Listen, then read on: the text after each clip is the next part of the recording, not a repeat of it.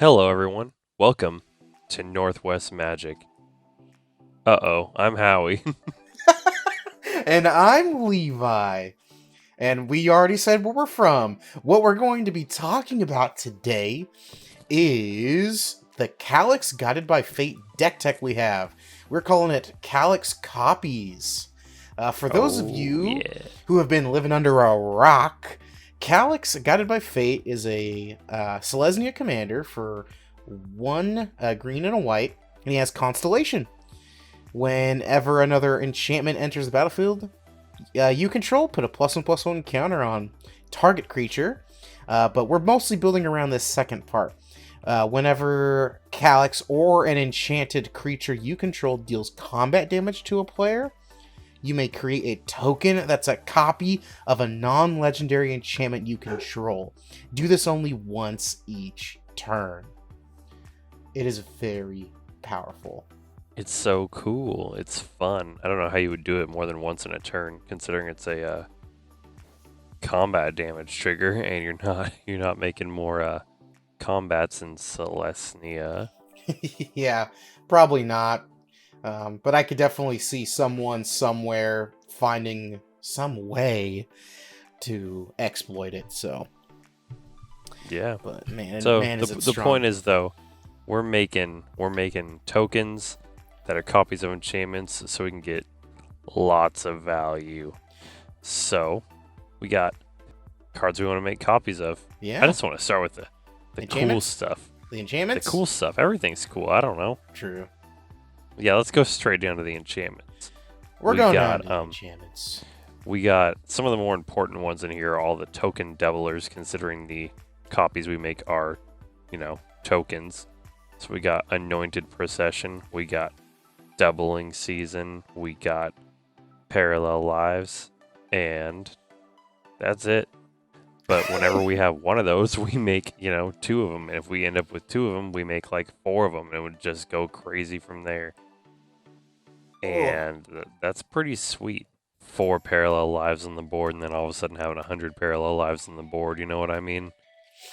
yeah, it's a super awesome way to get just a ton of tokens of any kind out, really.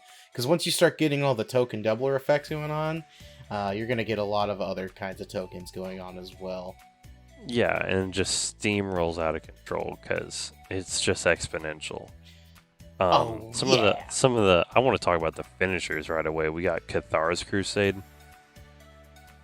Whenever a creature enters the battlefield under your control, you put a +1/+1 counter on each creature you control. We all know this card. It's a logistical nightmare. There's dice everywhere, but you win. You do win. That is We got 100% true. we got a colorless aura here, Eldrazi Conscription. It's a 8 mana, an enchanted creature gets +10/+10, trample and annihilator 2. With two of those they get +20/20 and annihilator 4 and trample. Oh, and trample, trample. You So need like two of you're them. probably yeah, but like with your commander with Calyx, that's a game against someone. You know what I mean? Oh, it absolutely is. It's pretty cool. We got we got a lot of like token makers here. I wanted to put a lot of token makers in here because there's a fair amount in you know Selesnya enchantments. We got Felidar Retreat. It has landfall. Whenever a land enters the battlefield under your control, choose one. Create a 2/2 white cat beast creature token, or put a +1/+1 counter on each creature you control, and they gain vigilance until end of turn. Both wholly relevant. Hollowed Haunting for 4 mana. As long as you control 7 or more enchantments, creatures you control have flying and vigilance. Then whenever you cast an enchantment spell, you make a spirit that's power is equal to the number of spirits you control. Pretty cool. Sigil of the Empty Throne makes 4/4 angels whenever you cast enchantments. We got just Scoot Swarm just to go out of control, and with the token doublers that gets real crazy. And then we got things like Ajani's Chosen and Archon of Sun's Grace up at the top. Whenever an enchantment enters the battlefield under your control, you create a 2/2 white cat creature token or a 2/2 white Pegasus creature token with flying. Notably, they're not on cast triggers. They're when enchantments enter the battlefield. So when you make the copies, you'll get these tokens with them. Yeah! Tokens! Tokens. And then we got like our Gothian Enchantress, Eidolon of Blossoms, Mesa Enchantress, Satyr Enchanter, Setessan Champion, and Sithis Harvest Hand, which all do the same thing. Whenever you cast an enchantment spell, you gain a, I'm sorry, not gain a life. You draw a card. You might gain a life depending on which card it is, or you might like put a +1/+1 counter on something. But the point is, we got like this critical mass of like 7 or whatever cards, where you play enchantments and then you just sift through your deck and you play more enchantments and you can do that forever. We got some big mana stuff in here. We got Nyxbloom Ancient, which is a house by itself. It's 7 mana for a 5/5. It is an enchantment creature, still an enchantment, so you can copy it. If you tap a permanent for mana, it produces 3 times as much of that mana instead. So, if you make a copy, then everything taps for 9 times as much. If you got a token doubler, you end up with 3 of them right off the bat. Whew, that's like 27 times this. 27 mana per land or something like that. You're probably winning when that happens. Yeah. Sanctum Weaver, it's only 2 mana. It has tap to add X mana of any one color, where X is the number of enchantments you control, so that's, gonna get out of hand pretty quickly. We got Weaver of Harmony, so it pumps our other enchantment creatures by giving them +1/+1. It's also an enchantment creature. And then has green and a tap to copy target activated or triggered ability you control from an enchantment source, so that works with our commander's copying ability. What else we got in here? This is a pretty cool deck, I swear. I promise. Yeah, I see you have the classics for green ramp. We probably don't need to go over those too crazily. If you know, then you know. The Revisits, the Rampant Growth, the Farseek, like they give you more land, which is good. It kind of synergizes with the Scoot Swarm we got and the Lotus Cobra, but it just does the thing. And white and green have some of the best spot removal in the game. Oh yeah, in my opinion, we got Nature's Claim. And pop someone's turn 1 Soul Ring. That's my favorite thing to do in the whole game. Like Magic period, end of story.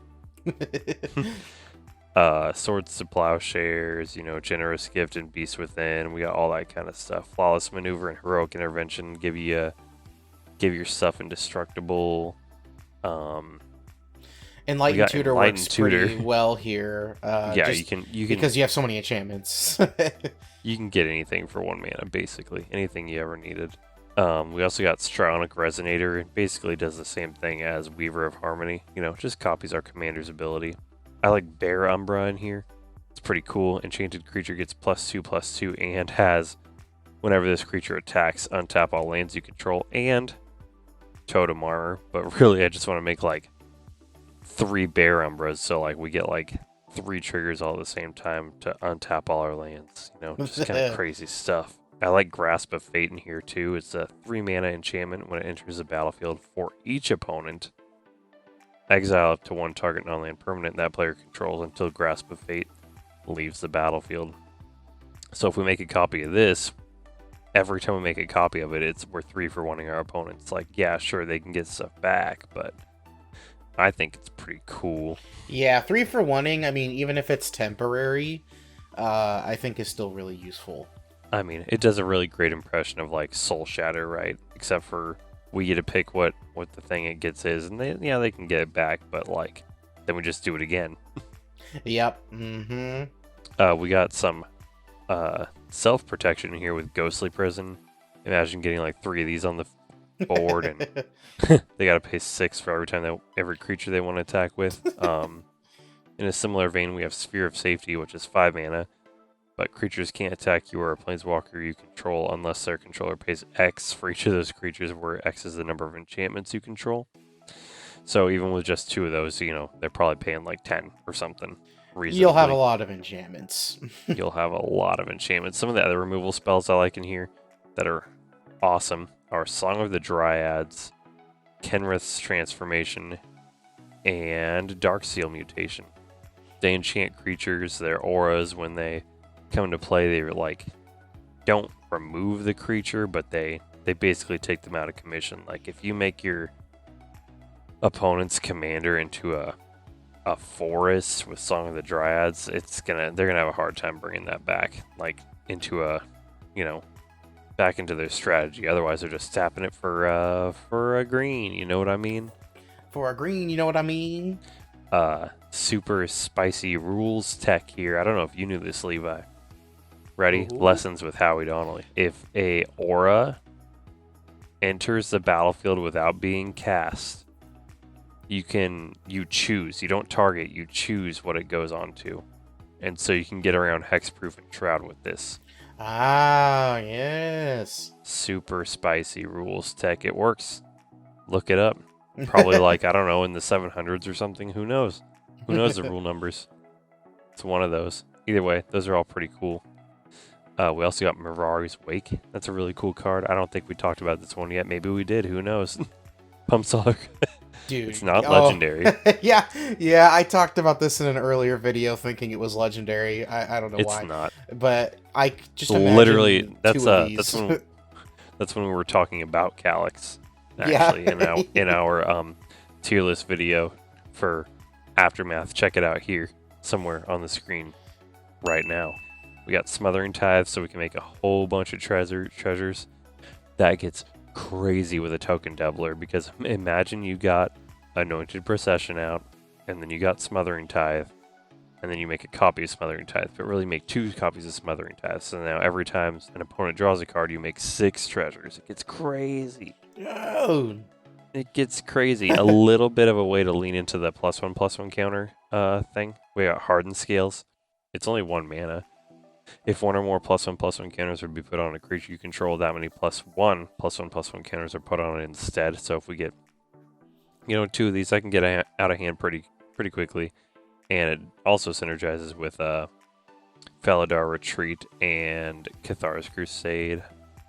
Things like that. Yeah, just getting all those Selesnya freaking tokens out, pumping them up, and winning the game. It's a very classic way of winning, but with a little twist of copying your enchantments to get there. Yeah. Yeah. I like it. It's nasty. It's a little bit stacksy, and I just like it. It's pretty cool. Like, honestly, this is one of the best commanders from Aftermath, guaranteed. Yeah, it's check out our 100% real, guaranteed real tier list of all time. Yep. I believe we put it in A tier, but I don't know. I think it's borderline S. I think it's super cool. Copying, being able to copy permanents has always been really strong. I saw a comment recently online, and it said the best words you can see in Magic are "then do it again." Then do it again. And that's honestly, it's correct. Like when you can do things again, do things twice, or double up, triple up on stuff, that's when things get fun. But really, aside from a few cards, like, we got Wrath of God, board wipe, you need it, whatever. That's like the deck, and it's super awesome, and I think you guys should play it. Yeah, pilot it just like you would when, if you're making something that just does a lot of copying, except you're targeting enchantments. You'll find that it's really fun and really strong. Yeah. And yeah, but anyway, well, thank you, Howie, for coming to the channel. Coming to my own channel. To your own channel. Yeah. Hey, everyone who's still listening, make sure you like, comment, but mostly subscribe. And tell us what you think about the deck. What cards did we miss? What cards are you really questioning why we put in here? Just let us know. There might be a few. There might be a few, and we might reply. Who knows? You'll just Don't have forget to to comment. check out our Patreon too for a possible shout out. Yeah, we shout people out on our Patreon. If you want to hear your name, we would and we will. Okay, well, thank you, folks, and yeah, have a Thanks, and see ya. day. Bye.